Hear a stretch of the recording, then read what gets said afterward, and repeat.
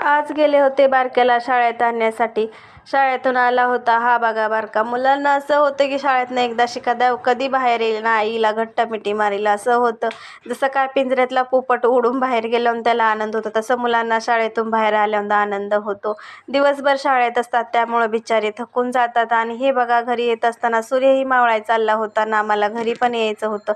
पण येताना इतका भारी उड्या मारत येत होता की त्याला ही जनावरं बघून इतका आनंद झाला होता की शेळ्या, बैल, पुन्हा कोंबड्या, हे सगळं काही गावच्यासारखंच दिसत होतं. हे सर्व त्याला पाहून तडातड उड्या मारायचे चालल्या होत्या आणि त्याच्या अंगाचं नुसतं पाणी पाणी झालं होतं. त्याला वाटत होतं किती वेळ घालवा ह्यांच्यासोबत, पण त्यांच्याकडे काही जाताच येत नव्हतं. म्हणून येताना दिसलं पेरूचं झाड.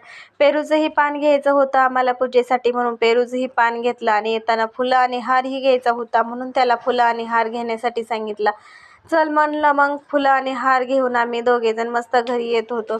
येताना वाटत मस्त दोघांच्या गप्पा टप्पा चालल्या होत्या. मस्त गप्पा मारत मारत आम्ही घरी आलो. घरी आल्यानंतर खूप सारी कामं करायची होती, म्हणून मस्त लोट झाड करून घेतली, दिवाबत्ती करून घेतली, पूजा मांडून घेतली आणि पुस्तकही वाचून झालं. आता म्हणलं चला तर उपासना करूया, म्हणून उपासना करायला घेतली होती. असा होता आजचा दिवस.